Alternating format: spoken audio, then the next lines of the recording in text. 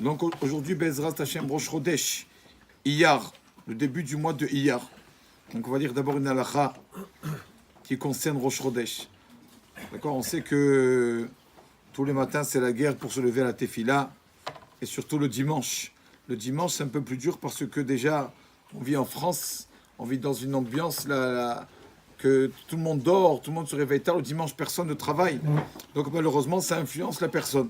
En Israël, ils reprennent de suite le dimanche de travail, c'est plus facile. Mais en France, c'est un jour de vacances, quoi, de libre, c'est un jour libre. Et donc, avec l'ambiance, des fois, il y en a qui se lèvent pas. Donc, Bezrat Hashem, que tout le monde se lève. On va dire une halakha. Donc, voilà la différence quand quelqu'un, il vient à la synagogue, alors il se rappelle, c'est Rosh Chodesh, oui, je dois faire ça, je dois lire ça. Mais quand le pauvre, il n'a pas réussi à se lever, il n'a pas de minyan, des fois, on se lève le matin et tout. Le type, il fait cette fila, il met cette fine et tout. Il oublie complètement que c'est Rosh Chodesh aujourd'hui.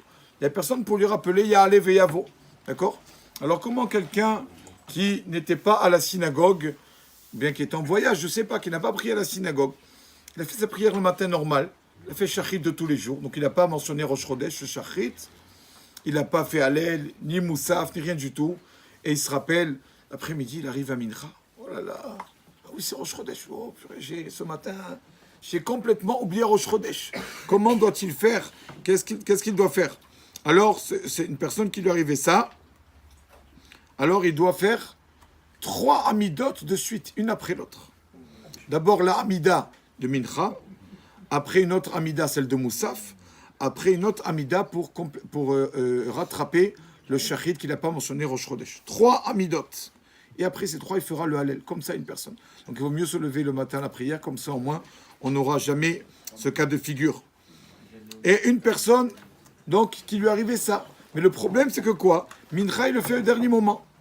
Et donc, Mincha, c'est juste avant le coucher du soleil. Il se rappelle que ce matin, il n'a rien fait. Donc, il n'y a pas le temps de faire trois prières maintenant. Comment il fait? Alors, malheureusement, il fait que Mincha. Voilà, il ne peut pas faire les autres. Après, c'est le crépuscule. On ne fait plus faire les prières, de rattraper les autres. Donc, il fera que la prière de Mincha, c'est au dernier moment. Voilà. Le mois de Iyar. Ce mois-ci, Baruch Hashem, c'est un mois de cadeaux. C'est un mois de cadeaux, de matanot. Pourquoi c'est un mois de cadeaux? Premièrement, la Gemara dit, non mais Kadosh Baruch Hu nous a dit, Amar Kadosh Baruch Hu, la Gemara dit, quand une personne offre un cadeau à une autre, il ne doit pas lui mettre comme ça et partir. Non, il doit lui faire savoir, tiens, je t'ai acheté ça, parce que je t'aime, parce que tu es mon ami, ou à sa femme, ou n'importe qui, chacun, à qui il donne des cadeaux.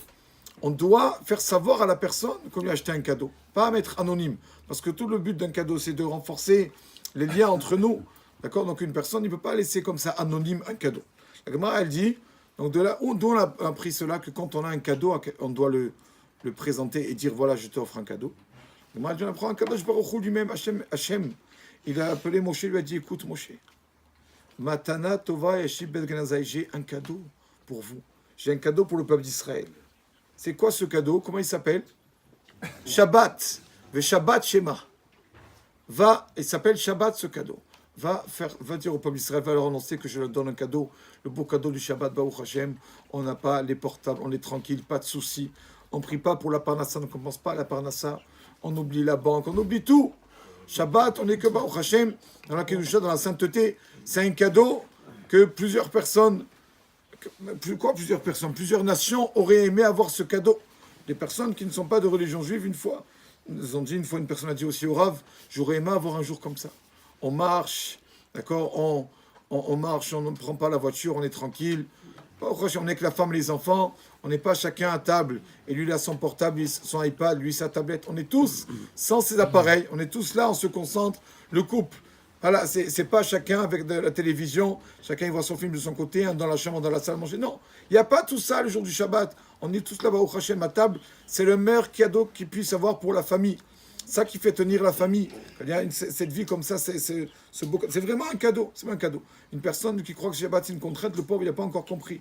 Il n'a pas assez d'expérience. Quand tu vas voir ce que c'est le Shabbat, il se concentre que sur sa famille et sur sa spiritualité qui va avancer dans la Torah. Il attend d'aller au cours de Torah, de lire un peu le Chumash, la Paracha, il va comprendre que c'est un cadeau. Ce Chodesh là, ce mois-là de Iyar, le premier Iyar, c'est vrai que demain c'est le premier Iyar, aujourd'hui on est le 30 Nissan, mais on a reçu le cadeau du Shabbat. Hachem a dit à Moshe, va leur dire que il y a ce cadeau. Donc c'est vraiment un mois magnifique. Deuxième chose, c'est le mois, on sait que le mois donc qui précède Iyar, le mois de Nissan, sont nés nos trois patriarches, Abraham, Yitzhak et Yaakov. Et on sait qu'une personne, on appelle vraiment, quand on sait qu'on voit que s'il est vraiment en bonne santé, si tout s'est bien passé, dès qu'il est né, après sa naissance, on attend un mois. C'est ça qu'on fait le rachat du premier-né, 30 jours après la naissance. Les 30 premiers jours, il faut attendre. Après 30 jours, ça va. Baruch Hashem, il va bien. Donc nos sages sont nés en Nissan, et le mois d'après en Iyar, donc ils sont passés les 30 jours. Donc la Gemara a dit, ça s'appelle que ce mois-ci, ils sont nés, Noldobo Zivut les Ziv, c'est la splendeur, sont nés la splendeur, les splendeurs du peuple d'Israël, c'est nos patriarches, Avraham, Israël et Yaakov. Ils sont nés en Nissan, c'est vrai, mais leurs 30 jours après la naissance, c'était Iyar, donc ça compte comme s'ils sont nés en Iyar. Encore une chose, il ramène ici le Rav au nom du Zohar, le verset de le mois de Iyar, il ramène le verset le Zohar Abishon Bayochai, qui ça évoluera bientôt, ramène le verset de Tehillim 133, Krouf Lamed Gimel, Tehillim et le verset 3. Là-bas c'est marqué, sur le mois de Iyar, David Amelech a dit, Kisham Tziva Adonai et Aberacha Haïm Adaolam. C'est ce mois-ci que Hachem nous donne la Beracha. Ce mois-ci que Hachem nous donne la bénédiction. Donc pourquoi la bénédiction? Qu'est-ce qu'ils avaient dans le désert comme bénédiction? La manne. Et la manne a commencé à descendre en Iyar, au mois de Iyar. Donc c'est un mois encore. Hachem nous dit prier pour avoir une bonne parnassa, que ce mois-ci ça se passe bien. Après pour tous les autres mois aussi. Donc une personne doit prier Hachem. Il dit même qu'il n'y a pas la manne de nos jours, mais il y a les tsinorotes, il y a les canaux d'abondance que Hachem il ouvre pour le peuple d'Israël. Aussi ce mois-ci a été donné au peuple d'Israël le puits de Myriam. Le puits de Myriam, c'est la sagesse. Vous connaissez l'histoire du Harizal, qui a fait boire son élève le samedi soir. Le puits de Myriam, donc c'est aussi une source de sagesse. Ce mois, on peut avancer dans la Torah aussi. Il y a plusieurs choses. Ce mois-ci aussi, Shlomo a commencé à construire le premier Beth Amikdash, le premier temple, le roi Salomon.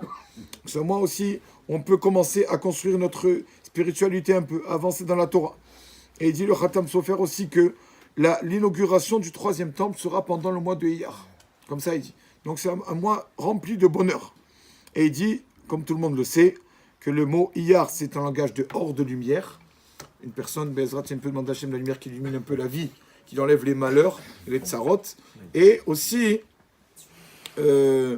Iyar, valeur numérique, on sait que Iyar, tout le monde sait que Iyar, c'est les versets, c'est les initiales de Ani, Hachem, Rofecha, Aleph, Yud, Resh, Ani, Hachem. On sait qu'il y a un verset que c'est bien de lire le matin, à la fin de Shachrit, un verset qui dit toute maladie tu n'auras pas parce que je suis Hachem ton guérisseur. C'est bien de lire tous les matins ce verset.